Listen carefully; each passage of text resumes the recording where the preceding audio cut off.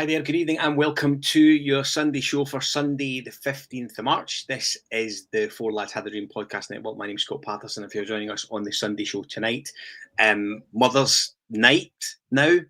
I hope you've had a fantastic day with those that you can be with. If you've not and your day has been a wee bit bleh, then yeah, we're with you as well. Joining me tonight on the podcast is Cheryl and Rob. Before I introduce them both, I do want to say hi to our podcast partners for the duration of the season: Rhino Express, Cliveview Joinery, Athol Industrial Solutions, CSD Air Conditioning, Art of Gold, Black Rooster and Candid, all supporting us through the duration of the season. If you're watching us on YouTube or Facebook or X tonight, please continue to like and support. If you've not subscribed, make sure you do that. If you are a subscriber and you ain't told your pals yet, make sure you do that as well. If you're sharing any comments that are presentable tonight, then we will be sure to do that. Cheryl, how are you? I'm great, thank you. By the skin of their teeth, Rangers haven't ruined my Mother's Day.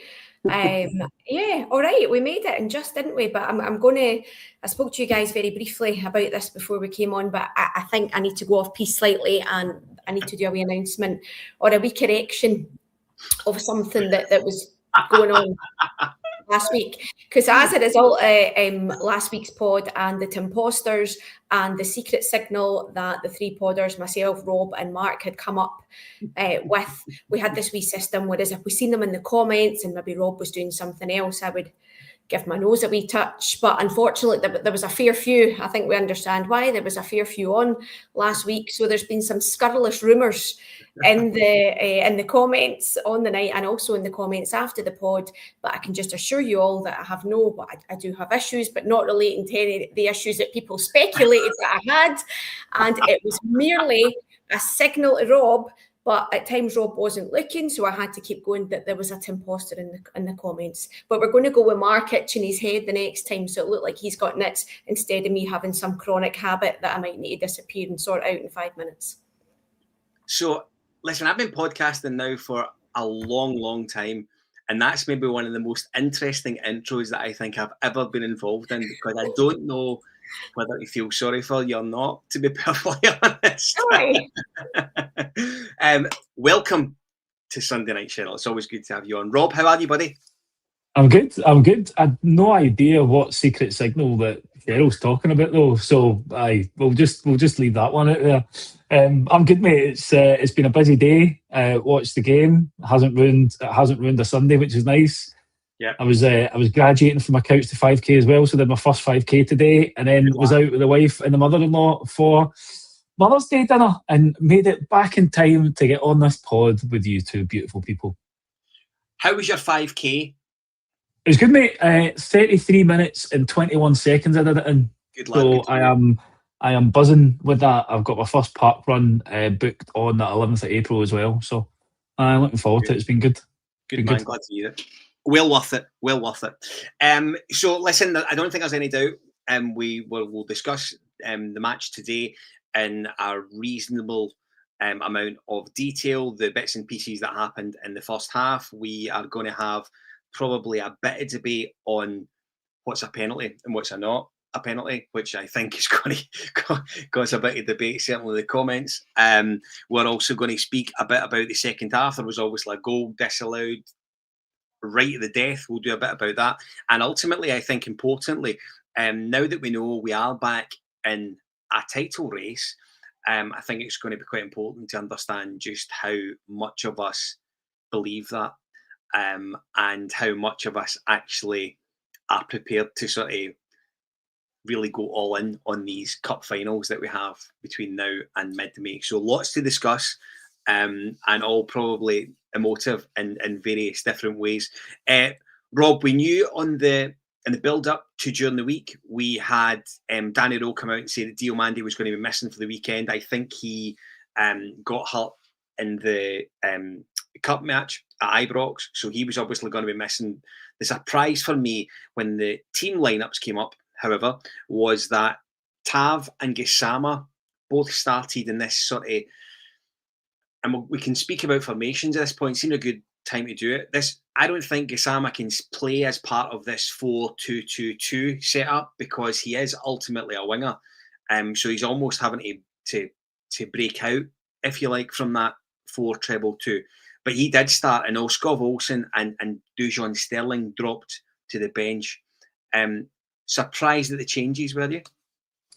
Not on the Skov Olsen one, to be honest, because let's face it, he's contributed a couple of good assists, but he hasn't delivered. I think what we all thought he was going to deliver when he first came at the club. The interesting one was the one at right back, to be honest. But as I said in the chat before the game, I can kind of see why that change has been made. You know, Sterling is great defensively. He's got a much better engine at being able to get up and down, but his final ball isn't the best, and we've seen that in the last couple of games where he's maybe overhitting crosses and stuff. So Tav gives you a bit more quality with the ball. Although the first few corners that we saw hit from him, you could probably take an argument that quality with the ball wasn't there. I don't agree that Gassama shouldn't be able to play in that 4-2-2-2 because he's a professional bloody footballer.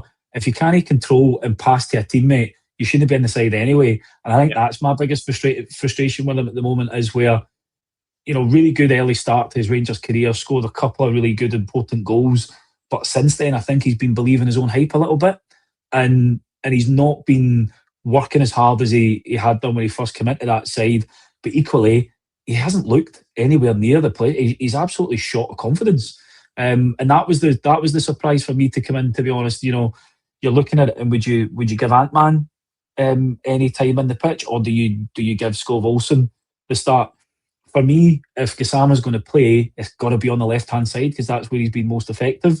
And I think that's probably the biggest thing that most Rangers fans are questioning at the moment, is that we continue to play him on this right-hand side when we see he's not effective there.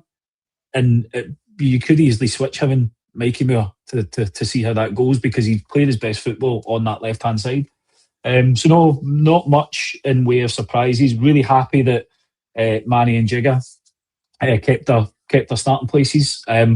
Rommens is going to be one of the first names on the team sheet forevermore if he continues the form that he's got. Chukwani and Raskin in the middle probably gives you a good balance. And I think early on we've seen Chukwani sitting with Raskin playing a little bit further up, which I was happier with. And you always knew that it was going to be Nadiri and Chimite to start with, because, you know, the last few games Miovski hasn't even had a look in, so it kind of shows where he is in the pecking order when it comes to those striker positions. Cheryl, I brought up a comment earlier on, and I'll just try and find it again because I felt it was quite fair, and I completely get it. PBC 25 refers to how frustrating Olsen has been. Now, I remember when Olsen came in, and I thought that it would have been an absolute jolt in the rear end for Gassama to just completely start to accelerate through the gears. Any lack of interest that he had at that point should have completely evaporated, considering we were bringing in a guy that we knew the fans were going to be absolutely buzzing for.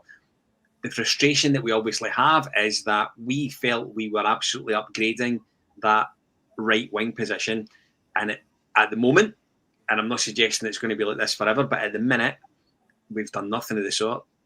No. And do you know what? I remember you and I, Scotty, talking about this, saying that since Candeas, we've not really had somebody there that's been consistently really, really good and that we can rely on. The only thing for me is, echoing what Rob's saying, Gassama on the right does not work. But also I think it was Karen made the point in the comments, and I agree with her 100%. Gassama for me is an impact sub. Right. You bring him on, right? You bring him on. And the difficulty, I suppose, that Roll has is that both these options on the right aren't particularly great. But for me, Gassama as an impact sub is much, much better as a starter, right? Coming on, we've seen the difference that he made against Hearts. I hope we have a saying in my house, and it's usually when my son says, am I going to get scouted for Rangers? It's possible, but not probable. So for me, we persevere, right? We go with Skov Olsen just now in the hope that it's possible that he picks up. I seen Cherny being mentioned in the comments there. I remember for a wee while we were on Cherny's back, and then we gave him time to settle in and bed in. Maybe the same happens with Skov Olsen, but for me at the moment, he starts and Gassama comes on as an impact sub. I'm delighted that John Souttar didn't start as well. I know that you addressed that, Rob, but for me, I think it's massive that he didn't start, and that those centre backs just look far more settled without him being there, because you've seen the panic when he came on last week. Shell, I'm going to stay with you in something, because I think this is quite an important point. The guys on the Monday pod last week were quite passionate when they spoke about effectively fielding. We know that we're talking about all these cup finals between now and mid-May, so we know that Danny Rowe has been quite he's been quite clear. He thinks we obviously do have all these big games between now and up to the split, and then the 5 that follow after the split. So we know they're huge games, effectively 8 to go, all cup finals. I wonder why we're not playing our best starting 11 in that case, because I'm fairly sure that the feeling within the support will be that our best right back, perhaps at the minute, isn't James Tavernier. There's maybe a reliability issue around Sterling. I get that. I understand that. Does Diomande play in there ahead of a Raskin or a Tochi in the centre two? I don't know. I think Mikey Moore deservedly has that position. The right side of that two that sits off the two up top, it's just an absolute lottery. But my concern at the minute is that with 8 cup finals to go, so see for the Aberdeen game, for example, next Saturday, there can't be experimenting. Do you know, we can't be trying people out in certain positions. It has to be the strongest 11 that start that match, because apart from anything else, we know the Hearts play before us on Saturday and they play on the Sunday. So we've got the opportunity to go, if results were to go away, I think we could go top of the league at the weekend, incredibly. And we'll get to the fact that we're in this sort of race now a little later in the pod. But Cheryl, where do you stand on playing this sort of our best 11 as things stand now? Surely it's not negotiable for Danny Rowe.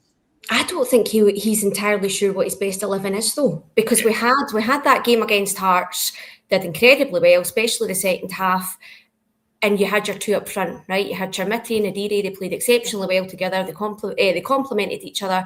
Today they were completely posted missing, Scotty. There was absolutely naffle up front. I think when I looked at the squad, I was disappointed that Sterling wasn't starting, but I do understand why he didn't start him on that pitch. And actually, I think that Tav did all right. I think he got caught under the ball towards the end. Nothing came of it. We were lucky.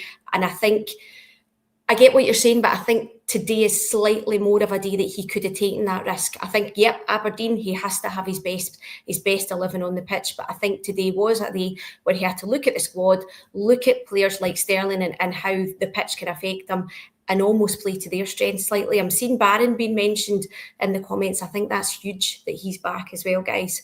Give us just another option in the middle.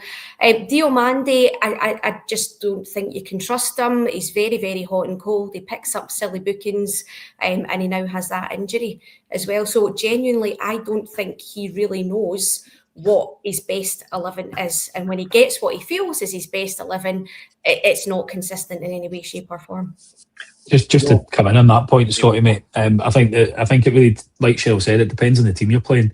If you are playing against someone where you're expected to have a lot of the ball, a lot of possession, who do you want as your right back? Do you want Sterling as your right back, or do you want Tav as your right back? For me, with all his faults, you still want Tav because he can use the ball better. He's a much more calmer outlet when we are trying to keep possession and when we're trying to build up play. Sterling, brilliant physicality, much better at defending, but he's suspect going forward. He doesn't have the same quality. So I can understand why he's making some of the changes he does. And I think we as fans need to understand that a little bit as well. Tav's not everybody's cup of tea. He is coming to the end of his Rangers career. Absolutely. He's still second top goal scorer in the league, and he's still second top assister in the league for us. So he still contributes when we need it. And that's probably a bad thing because of the winners that we have. You know, Moore, Gassama, Scott Wilson should be above Tav in the numbers, but they're simply not there. So we like to kick him, but he's still contributing. So on that, so Speeds98, who's watching on YouTube tonight, Roll doesn't seem to have found his style of play with too many rotations. That is probably true, Rob. Is that fair? Absolutely, because I think we're still suffering from the summer. It's been highlighted a number of times that the quality that we have across the squad. You look at some of the comments about people can't believe Bajrami's no playing.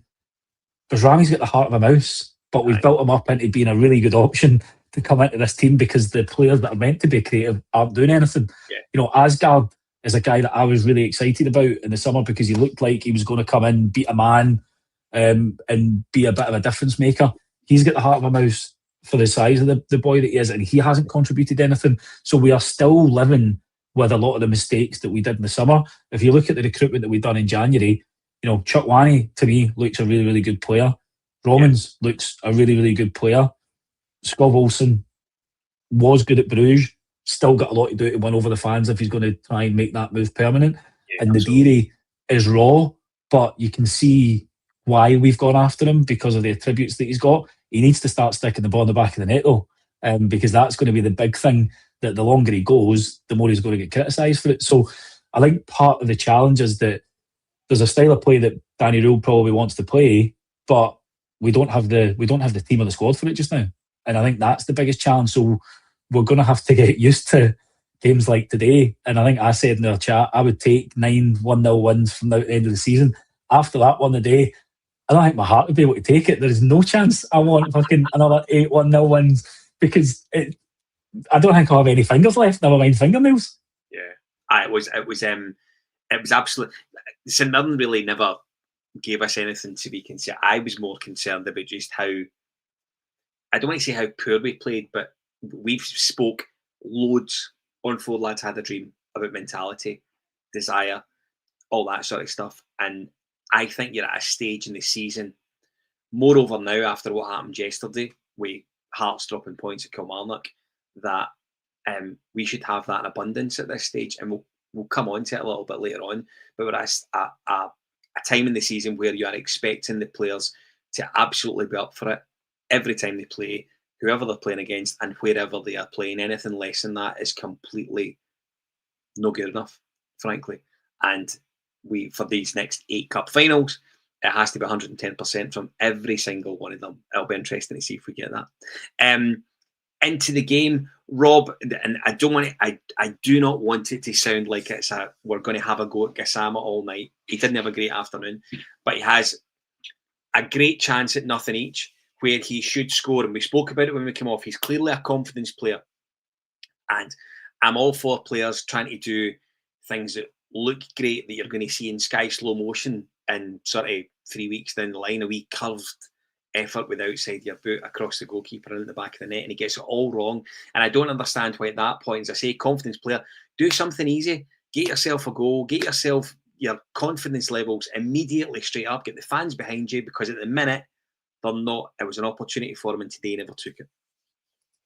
Yeah, and I think that's just been Gassama the last few games, to be honest. It's been close but no cigar. The frustration with him, I think, early doors was he always wanted to cut back in on his left-hand side to take the shot that would end up getting blocked rather than, taking it first time. So we can't have too much of a go at him when he actually does what we criticised him for early in the season. But the natural thing would have been to cut back in on the left, and a couple of St Mirren players are in the way. But again, he's probably snatched at it a bit, thinking I've got to get a shot away here.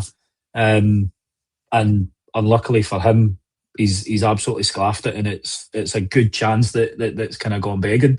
And I think that's unfortunately just the way he's been at the moment. There's a couple of really loose passes in that first half where moves broke down because of a really slack pass by him, struggling to bring teammates in. Just not going for him at the moment. And again, this comes back to moving him back over at the left, where he's maybe a little bit more comfortable and he knows more. He's got a more natural flow to his game in that side. He kind of knows what's expected of him there. Yeah, that might help him. Ultimately, the manager and the coaches will work on shape during the week and will be prepping him that, listen, this is the role and the job that you're going to have to do on the right hand side. But it's just not, it's not coming off from. But again, those are the types of chances where you've at least got to hit the target. And we'll talk on another phenomenal chance, I'm pretty sure, that we don't hit the target with. And that's going to be the difference in this title race. Those wee chances, when you get a sniff at goal, it's having the confidence to be able to take them, or at least make the keeper make a save. You know, he shoots that across the goal, keeper's maybe palming it back out, another Rangers player that's running in. So it's those little moments that could have a massive impact on whether we're going to have a successful campaign or not. Yeah, I mean, for me, I just think that it was a real opportunity for him to instantly sort of drag himself back into some sort of fascination with the support, because I think the support are concerned that they're looking at a player that looked really, really handy when he initially came in, and seems to have dropped off a cliff since then. And as I say, I put it down to the fact that he is a winger, and we've all seen wingers come and go to Ibrox, and 90% of them are confidence players. You've had the few exceptions where they've been relatively consistent, but he's definitely a guy that is going to play depending on how good he feels and how loved he is, how much cuddles he's been given, for want of a better term or expression. But it doesn't. I was going to say, Scotty, just the final point on that bit, mate. That doesn't. That you don't need a cuddle and you don't need the fans' adulation to work hard in that position. And I think that's you could almost be forgiven for chances like that today and maybe a misplaced pass if we could see that you're busting your backside. And I think that's generally across the whole team at the moment. Yeah. You wouldn't guess that we were in the midst of a title fight with the lack of urgency, the lack of pressing in the way that we're meant to be on the front foot in games like this. And that's the real frustrating thing. And Gassama just plays a little bit of a part in that. It's not just his fault, but the wider team need to take some responsibility for that. Yeah, do you know what, on that point, I was going to say, guys, I seen somebody mention Mikey Moore in the comments saying that he didn't play well at all. For me, he was the only player that looked interested in both halves and driving us forward. Yeah. And it's ridiculous that we're relying on him, an 18-year-old loanee from Spurs, to actually take the game by the scruff of the neck and look like he wants to create something. But that was it today. We were quite happy to have the ball. And actually, I think for large periods of time, St Mirren were quite happy to let us have the ball because we weren't really doing anything with it. Yeah, I thought Mikey Moore was good today. I must be honest. I think he had two chances in the second half, which we'll come to, that I think he should probably do a bit better with. But I did think he was good today. I'm hopeful that Spurs stay up so we can potentially give them a nudge in the ribs to get him again for another season next year, to be perfectly frank. Because as you say, Cheryl, you forget he's 18 years old. My goodness. And listen, there's an argument whether we should be relying on him or not, to be perfectly frank, considering the experience that we've got in and around the team. And he shouldn't be the player that's taking games by the scruff of the neck when you look at some of the other senior members of the setup that are in there. So that, I think, needs to change, but that's probably one for next season. Cheryl, we like to Rommens, don't we? Oh, we certainly do. Right, what are you talking about as a footballer? Yes, I think he's been an excellent signing. Tell you what, though, tough paper round, because he's 22. He looks like, he's exceptionally handsome, but he looks a good bit older than that, doesn't he? But back to the professional podder, informative podder. Yes, I think he's been excellent. And as Rob says, I think he's your first name on the team sheet. The only thing is he gives everything. So for me, he always looks burst around the kind of 60, 70 minute mark. But again, no, today that goal, I thought he took it really, really well. It was an excellent ball from Raskin as well in the back corner. I think that's now on about 100 times that I've heard a goal made in Belgium. Yes, absolutely. But no, he's excellent. He is. He's really good. So you're absolutely right. He did take his goal real. I actually felt that I think we've seen him previously. We've seen a lot of this sort of driving forward, Cheryl, from left back to left wing and then delivering. I actually felt he started a little bit higher up the pitch today, I felt. And I think that was the reason he was able to be so there or thereabouts for the goal when he scored. And obviously, I think St Mirren obviously had that horrific head knock in the first half, which caused the poor fella Richardson to go off injured. And And I think they actually spoke about it on the television that I can't remember who the St Mirren centre-half was, but it was almost too used to having that guy the other side of him. So Rommens was able to ghost in out of nowhere, but he finished it really well, Cheryl. And I think for a left-back to maybe get his first goal for the club, it's a big deal. I'm seeing people, and I'm going to come to something in a minute. Do you think you had a good afternoon, I guess, Cheryl, is what I'm asking? Aye, absolutely. I think of the 4 signings, for me, he's the standout. Absolutely. Yeah. And he's hit the ground running. We know that in January we need players to come in, and there's an argument for the other 3 to different extents. But for me, he's been the standout, and he really has. We've got wee questions around fitness, but he really has hit the ground running, and he's made a great impact so far. Rob, Sky Willie, I mean, my goodness, we've had some cracking names on this show, but that's certainly one of the best. Suggests that Rommens could be a future captain. I don't think that's a bad. I genuinely don't think that's a bad shout. I really like him. I do, but given we've only seen him for about 4 or 5 games, let's not get too carried away. I think he definitely is. He looks a class player. Yep. For me, if he can step up his game, the natural successor would have been Raskin, but we've seen how up and down his form has been this year. Two Rommens as at least. Sorry. Ain't going to happen. It's never going to be that. No danger. Aye, but Two Rommens has come in, hit the ground running. Looks a quality player. And let's face it, we've had some captains at left back that haven't been too bad, have we? It's going to be interesting to see what happens over the next wee while, because as a captain, you want them to hold your teammates accountable, and it's whether he steps up into that leadership grouping role. Might only be 22, but age doesn't matter. If you're going to do the job, then you're old enough at that point. I see a lot of people talking about Fernandes as a potential captain as well, but he's so laid back sometimes it's unbelievable. So, but the one thing I have liked about him is there have been some occasions where he has been having a go at his teammates. The captaincy thing is going to always be a topic because of potentially Tav moving on in the summer. And the lazy option would be giving it to somebody like a Butland or a Suter, given that he's still here. Hopefully Suter isn't a starter, which means he's just a club captain. But it depends on who comes in the summer. And again, this is the thing that we need. We need more experienced heads in the team and in the squad, and people who have been round the block, because that's the one thing that we've been missing. His ex-manager Chirai said that we would like him, and we certainly do, because he looks, he's not just one of these players that wants to pump the ball in the box every time he's up. He looks as if he's always considered with his passing, which is great to see. Sometimes it's a cutback. He always makes himself available, and he did take that goal really, really well today.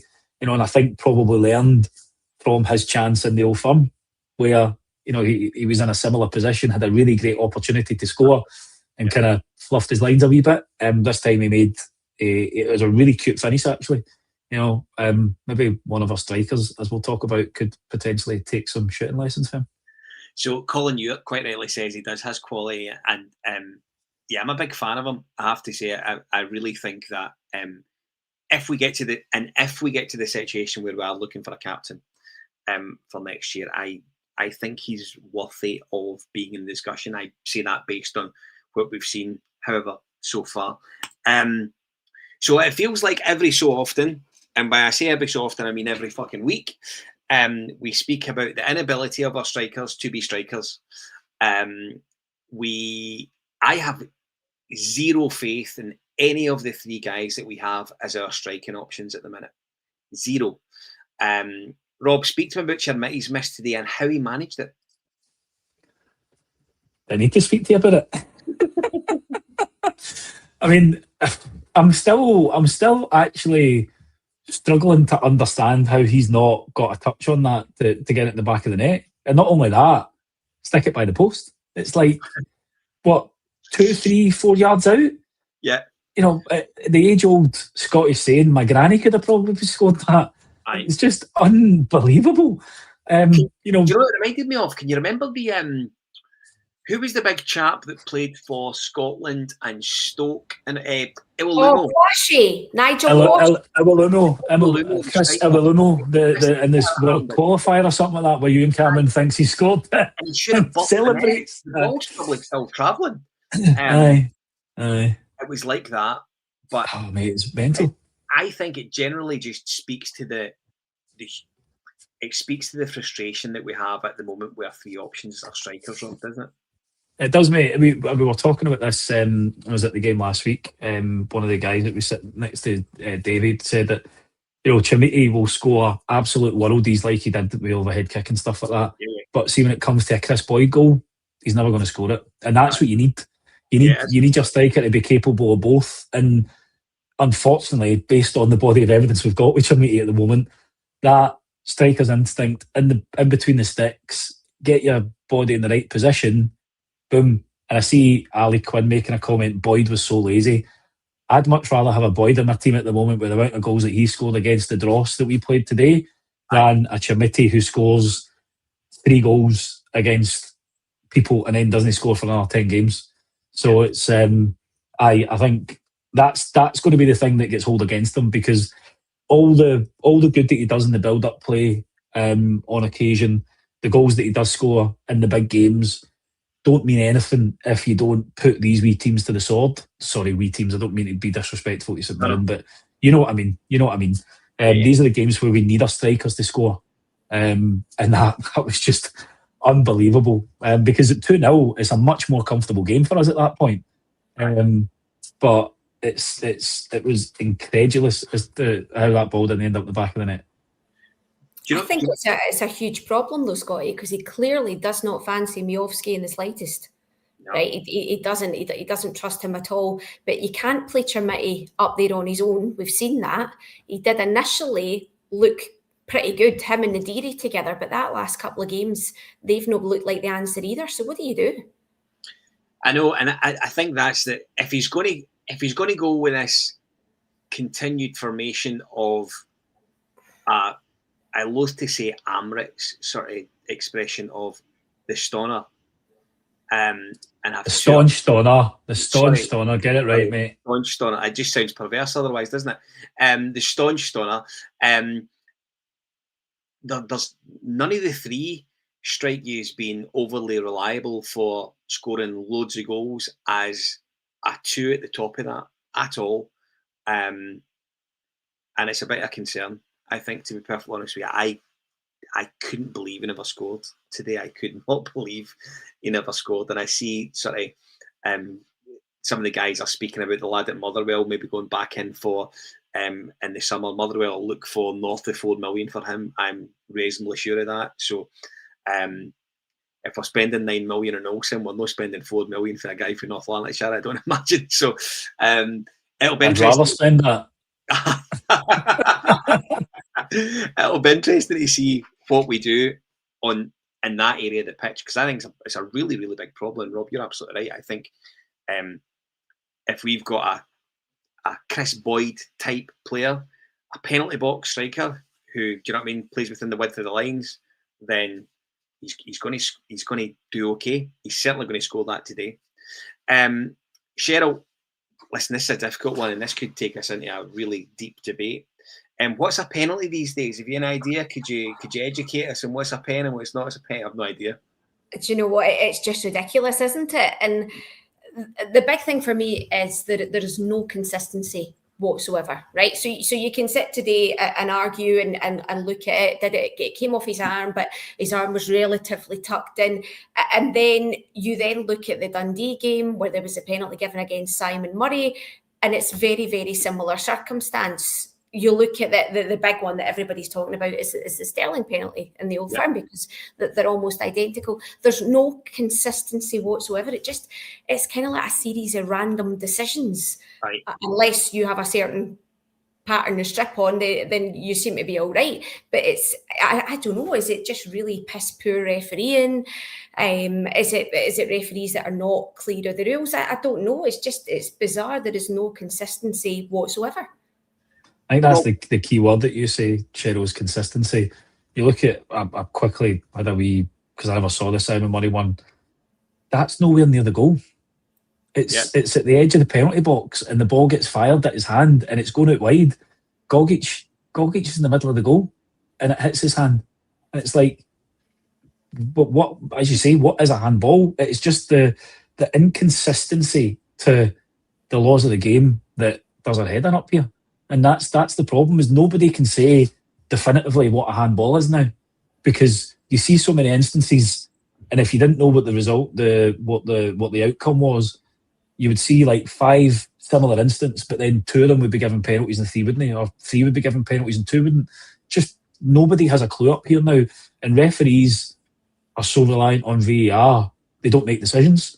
But then VAR, with the technology we've got, can't even get the right decision either. So at what point do we just say rip it up and let refs get on with it again? Right. I mean, I think we'll come to the goal in the second half, which was, listen, it was borderline, but he was offside as far as I'm concerned. He was definitely offside. But on the I would love to hear the justification, and listen, I've no doubt that we Gordon Duncan and Willie Collum will be out very shortly on their YouTube channel to tell us that the decision was made because of that, and we back the guy because of this.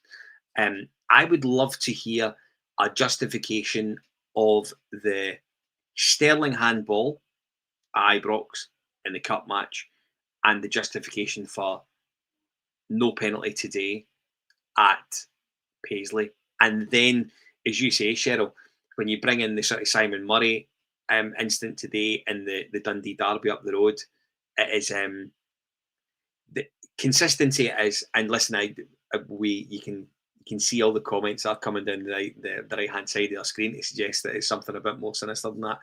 I don't want to get involved in that, frankly, but there is no doubt in my mind that there are definitely decisions that are questionable and should be debated sensibly by people who can back up their decisions that they're making. Because at the minute, you're not getting that. I think you've got more questions than answers every single weekend. We are now about to go into 8 matches, and the decisions that are going to come out in these 8 matches are going to determine whether Hearts, Celtic or ourselves win the league.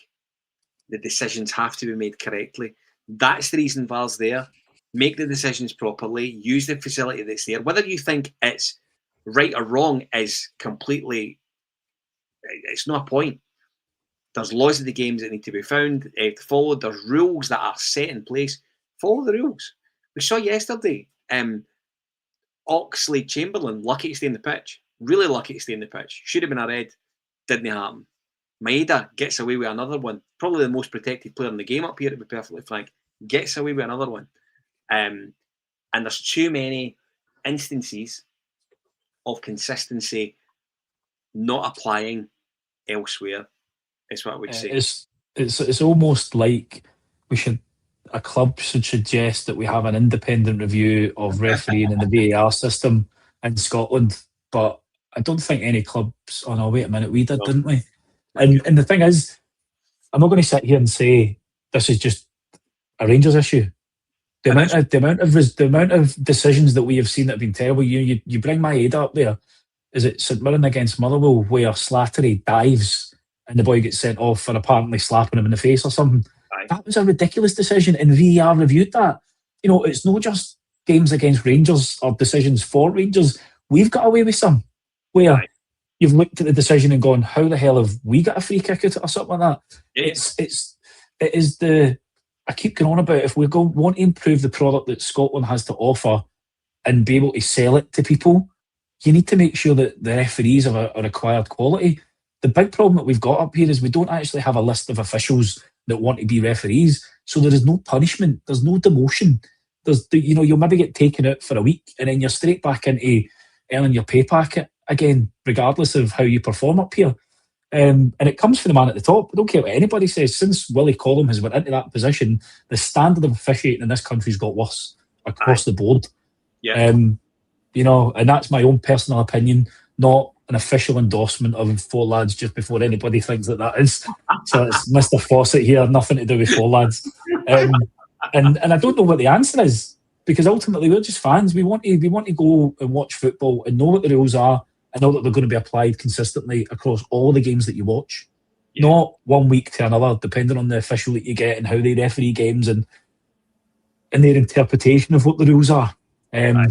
So it's as you say, it's consistency is what you want, and you want it applied across the board with every team. And there'll be clubs, Hearts, Motherwell, St Mirren, other teams that have had terrible decisions this year, and we should all be questioning it, because ultimately we want to improve the product that's on the pitch.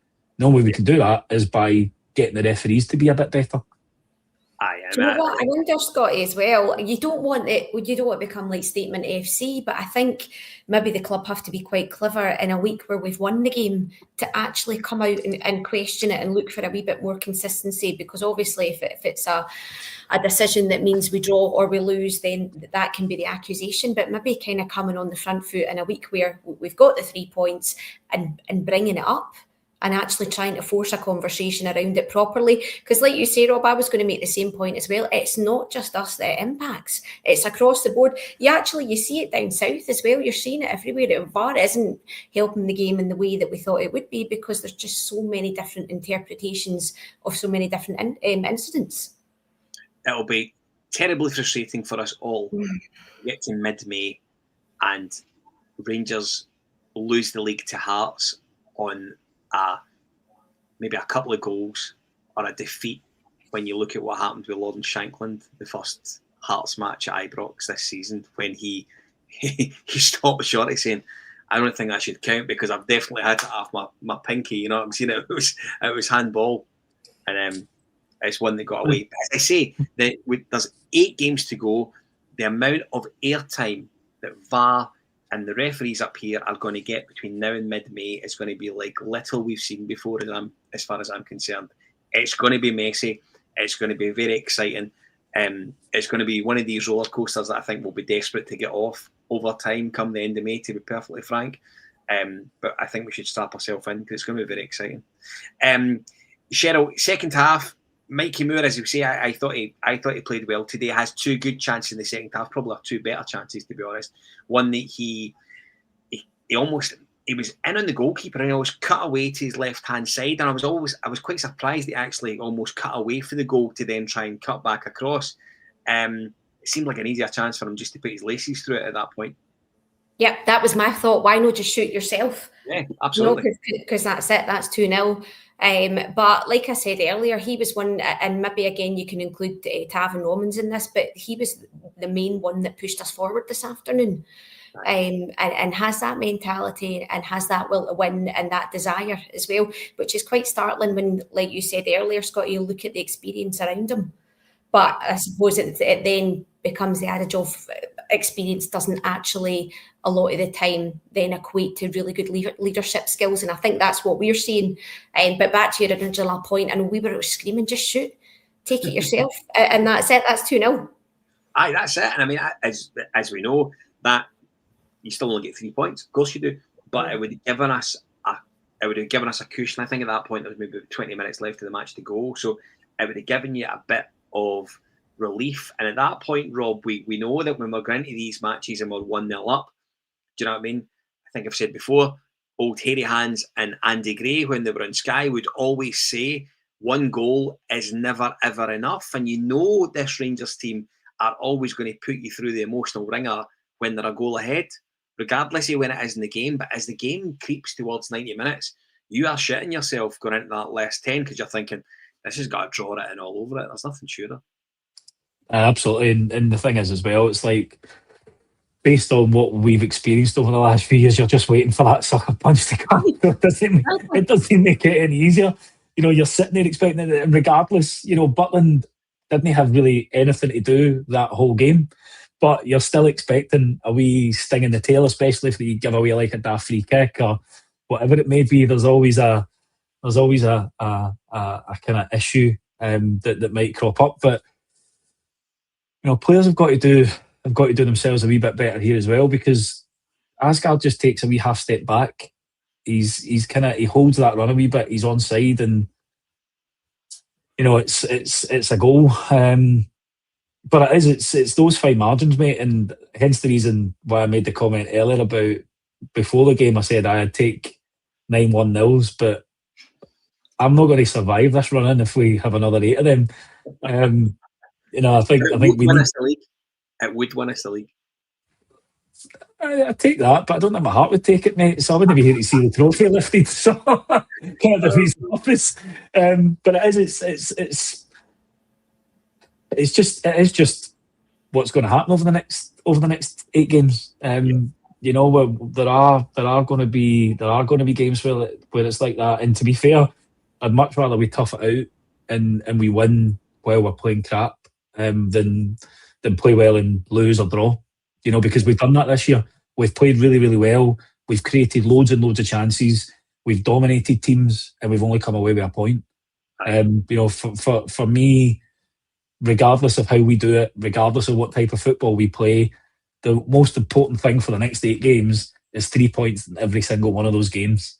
I think all of us would sit and take that right now. It wouldn't do us any good, and we'll probably look like you after pulling our hair out, but we'll take that. 50,000 baldies celebrating the trophy getting lifted. That right said Fred convention. That's my nightmare right there. I don't know if I could celebrate. I'd do it in the house by myself. Oh my goodness! Right, listen, we're in the last sort of 10 minutes of the gig. Rob, probably stay with you in this one because I seen something online tonight and I absolutely agree with it. And I don't know how I feel about it, to be perfectly honest with you. It's been a long time since we've been in a league race, championship title race, whatever you want to call it, and there's a real chance of 3 different winners. I think historically it's always been a case of us or them, predominantly.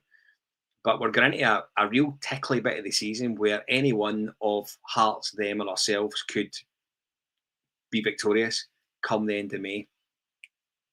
Should we be concerned over maybe the way that the belief is coming out from the players? Do the players believe that they can go and win this league? Do the support believe that we can go and win this league at this point? Because I'm seeing a lot of bits and pieces that maybe suggest that I don't know if we think we're going to win this or not because of VAR, because of shite referees, because of them doing this, us doing that. Is there a belief generally that Rangers are in a position that they can go on and win this, do you think? So I'll tackle the players bit first of all, and I think the only thing you can really judge them on is performances so far. Yeah. And that's been the frustrating thing for me because if you look at it not just today's game, but in the last few games leading up to it, it doesn't look like they believe they're in a title race with the way that they are applying and approaching some of these games, which is really frustrating. Now you listen to them in interviews and stuff, and they're all kind of talking about where we've come from, and they've proven themselves as a group that they can get themselves back into a race, and they really believe that they can do it. But what they need to do is start showing us that on the pitch. Now that second goal goes in, fan base is breathing a little bit easier. That gives us confidence. That gives us belief that actually we've got a wee bit of a cushion here. So it's really difficult because the younger fan base have never seen us really in a title race. You think when we were growing up, multiple title winning teams, very tight races that we were in, the helicopter Sunday, all that sort of stuff. Right. We know and understand what it's like when it comes to those types of title races. A lot of the fan base haven't seen that, so it's natural that they're going to be nervous, and they've only been let down by Rangers whenever we've got into this position. So It's natural that there is going to be nervousness, and that people are almost like, we're going to get screwed over VAR, something's going to happen, because it's the scaffolding to protect yourself from getting hurt. It's like, they don't want to verbalise it, because if they do and it doesn't happen, then it upsets them. Yeah. But that's what being a football fan's about. If you don't believe that with 8 games to go, the position that we are in now, that we've got a chance at this title, that this is what being a fan's about. It's you've got to have a bit of belief, and you've got to put yourself out there, because turning up and going through the motions at Ibrox isn't going to help the team in the pitch. We've got to turn up there and make it noisy. Let them know that we're behind them, and and we want to make it a bit of a cauldron for the opposition. So when they do turn up, they're like, shit, they're really up for it today, because that will give the players a wee bit of belief and spur them on a wee bit more. But it's a difficult thing, mate, because everybody's going to be different, you know, and ultimately, as I say, we've had a few false dawns over the last few years, and it's really difficult to wipe that slate clean when you've got that. I'll use the scar tissue phrase. But for me, you know, do I believe we can win the league? Absolutely. You know, there is 3 teams there that can win the league. 2 teams will be happier. 1 team will be gutted if they win it. So, you know. Aye. We're absolutely all on that. Cheryl, same question to you. Before you give your answer, and I think this is a really good point, because previously when Rangers were going for 9 in a row, and Rob speaks about those sort of high-heady days years and years ago when we were used to winning trophies, social media was their thing. So people couldn't see if they thought you were shite or not, to be perfectly honest with you. And Kells, and I can't get it right, I'll try and, no, it doesn't. How are the players meant to believe that they can win the league when they're constantly slaughtered on social media? If the mentality of the players is questionable, then so is the support, which is kind of my point at the start. Is there just a lack of belief that because we've maybe went for a period of time not being used to winning, I don't think we've been top of the league at any point this season, by the way. Does it just feel that it's not necessarily out of reach, but I think it's almost how the season started so poorly. Russell Martin came in, made the complete Jim Delahunt of it. Fortunately, we've managed to get back into a bit of a far better place now than what we maybe believed at one point. I actually wonder if it's that, the fact that we've went from being so rotten to actually genuinely looking like we've got a chance now. I think for me, Scotty, the big thing is that ultimately the bulk, if not all of the big tests, the really big tests that we've come up against in the last few years, unfortunately, we've fallen short. Yeah. So I think there's that, and it's the term that Rob uses, that I use as well, that scar tissue around the leadership, around the mentality, and around our ability to see it through and to actually pass those big tests and compete. And for me, that they haven't done it. Like Rob says, yeah, of course we can win the league. That there's no, you know, we've got ourselves, when you think about it, in a really, really good position, an incredible position. Yeah. But it's just, I have to say, and it's kind of like a chicken and egg thing, because we're waiting for the players to kind of give us something to get us riled up in the stands, but they're not getting it from us. So there's a lot of times that the atmosphere has been a wee bit flat in bigger games, because one's waiting for the other one to kind of give something, and then if that doesn't happen, it stays flat. Yeah. In terms of social media, we were at a thing recently with Connor Barron, a My Dears thing that my son got invited to, and he said that very few of the players, and it could be a load of rubbish, but very few of the players actually entertain social media. And if they do look like they have a social media presence, it's a member of their management, or it's somebody from their family or whatever. So I'm not entirely convinced that they actually pay a lot of heed to social media. I really don't think that they do. It might be that their cousin sent them all, Scotty, for 4 lads, set your pish or whatever. Do you know what I mean? As if Rob. on that point, though, Doogie for 4 lads. Doogie for 4 lads there. But seriously, on that point, if they lose confidence because they read shite about them online, they're the wrong type of character and mentality for this club. Yeah. You know, you think back to the days where we were winning trophies. How many players get chewed out by the whole Ibrox crowd during those days? Yeah. You knew if a player was fancied or not at Ibrox way before social media became a thing, because all we care about is how you perform in that jersey. That crowd's going to let you know if you're doing a good job or if you're not doing a good job. Yeah. And I think that's the big thing for me. You cannot play for a club like Rangers if you cannot handle criticism. And that for me, unfortunately, is a sign of where we are. We've signed players that don't get it and that don't have the balls to play for a club like this. They can't take the expectation that regardless of who you're going out to play, as soon as you step over that white line, you've got to win that game, and the expectation from the fans is you're going to win that game. And it's a difficult expectation to live up to. Not many players can do it, and better players than some of the ones that we've got have failed at this club.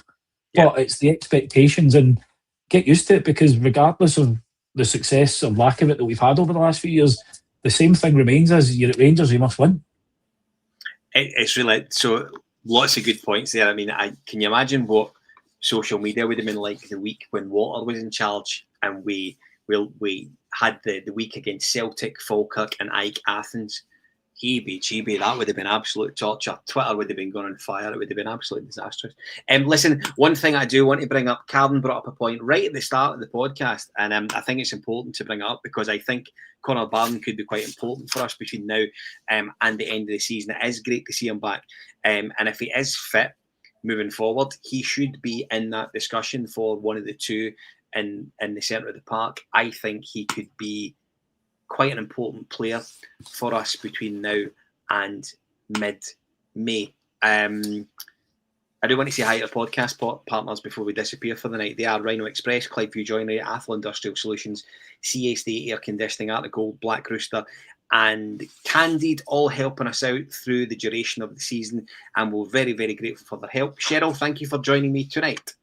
Thank you very much for having me, guys. You won't be back next week, but the Sunday Stalwarts, me and Rob will be here every Sunday. None of this occasional Sunday turning up. And you and New Guy, between you and New Guy, but Rob and I will be here next week to discuss, hopefully, a very good victory against Aberdeen on the Saturday. New Guy continues to be unable to stick up for himself due to New Guy's lack of appearances. To be perfectly frank. I love the way he's been called New Guy. It's brilliant. That's Should we just start calling? We started that, by the way. Should we start calling him the Matondo of the Sunday show?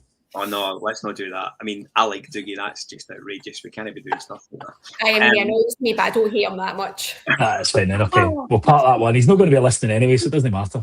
Rob, it's always good to have you on, buddy. Thanks for joining. Thank you, mate. Appreciate it. Always good to see the best host do the thing live on Full Lads, you know. Listen, you're absolutely spot on. There's no two ways about it. I'm glad you said it and I didn't have to. I return 2 weeks from now, and Rob will be back next week. Good luck to Rangers next Saturday when we play Aberdeen at Ibrox. I think it's a 5:45 kick-off. So Rob will hopefully have lots of positivity to discuss next Sunday night, and no doubt lots of VAR and ref stuff too. So something to look forward to. Enjoy your week and good luck to Rangers. Bye for now.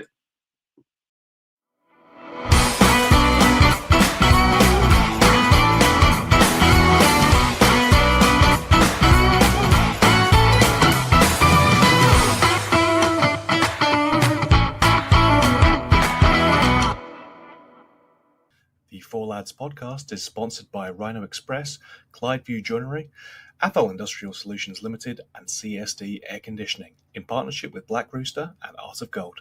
Thank you for listening to or watching the podcast. We hope you enjoyed the show.